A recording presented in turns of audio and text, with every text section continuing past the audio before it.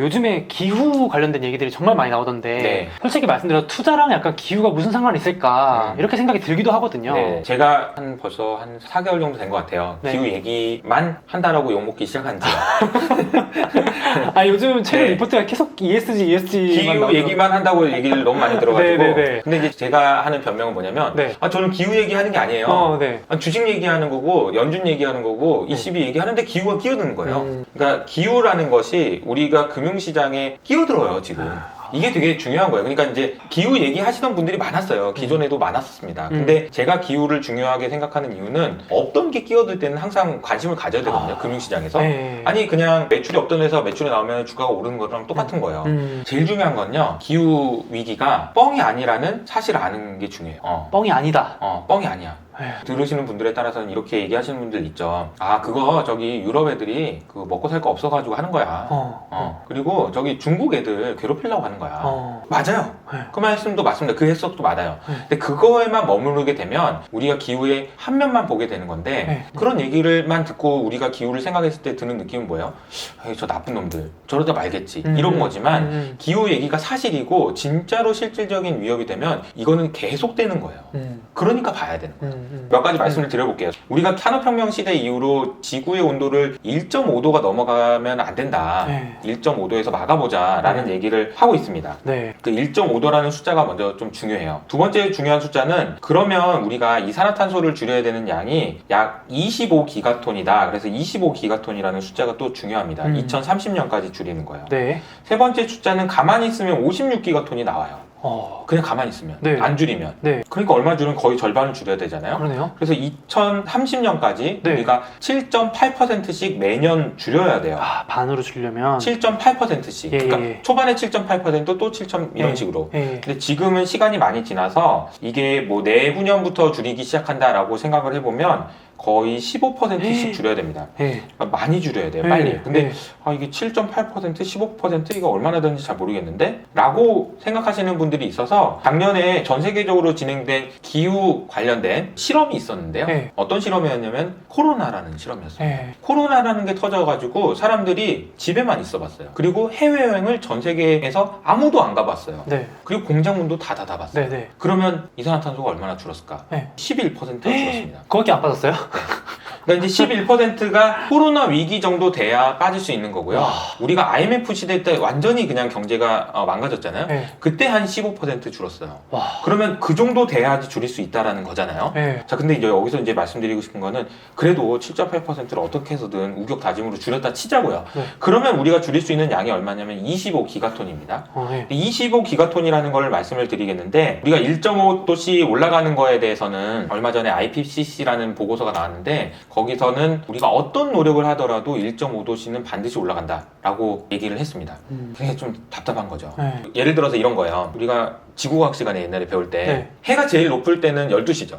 근데 제일 더울 때는 2시죠. 왜냐하면 땅이 뜨거워지는데 시간이 걸리기 때문이에요. 2시간 정도 걸리는 거죠. 지구가 뜨거워지는 데까지 걸리는 시간도 한 10년이라는 시간이 걸립니다. 지금 우리가 보고 있는 이상기후는요. 지금 이산화탄소가 많이 있었기 때문에 올라간 게 아니고 기존부터 있었던 이산화탄소 때문에 지금 올라가는 거예요. 만약에 지금 우리가 줄이지 않으면 이건 무조건 1.5도는 한 번 터치하게 돼 있어요. 이걸 오버슈팅 한다라고 하는데 그냥 2시가 아직 오지 않았어요. 지금 우리는 지금 11시, 12시인 거예요.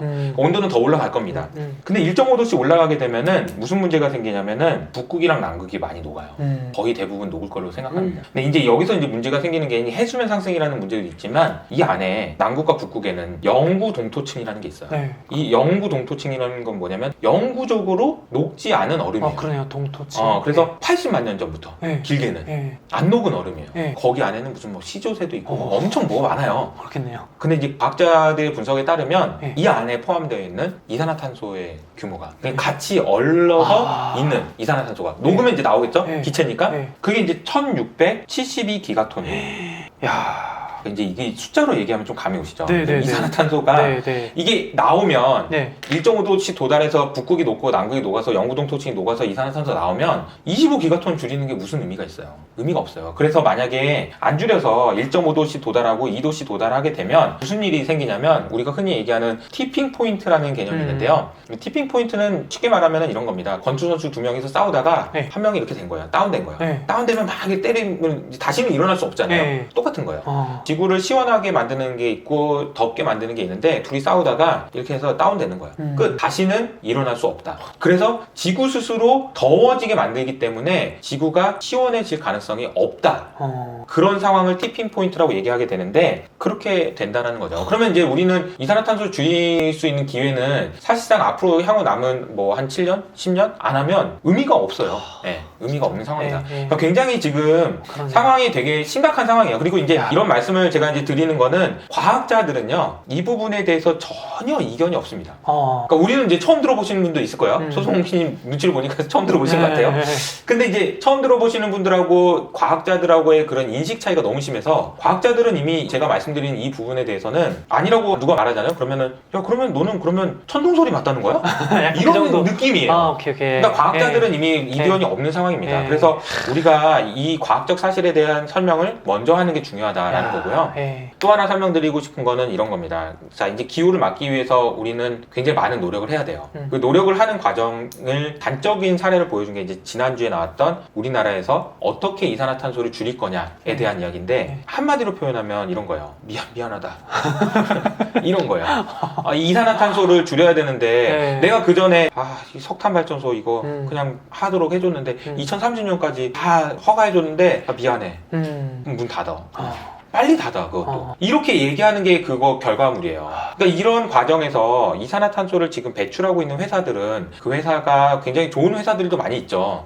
그럼에도 불구하고 저는 약간은 조금 보수적으로 보셔야 된다는 이유가 무거워요. 모래주머니를 달고 옛날에 손오공이 훈련하는 거랑 비슷한 개념인 거예요. 그러니까 날아가기가 어려운 거죠. 그러니까 이제 그런 회사들보다는 이런 그 이산화탄소 배출량을 줄여야 되는 그런 숙제가 없는 그런 회사들이 훨씬 더 좋을 수 있다. 투자 측면에서는 그렇게. 투자 측면에서는 그럴 수 있다. 이제 이게 되게 중요한 포인트고 또 하나는 우리가 금융시장에 어떻게 영향을 주냐라는 관점 하나만 설명을 드리면 최근에 이제 파월 의장이 뭐 연임을 할 수 있네 없네 말이 많잖아요. 만약에 연임을 못하게 되면은 아마 이분이 하실 거예요. 브레이너드라는 여자분이 있거든요.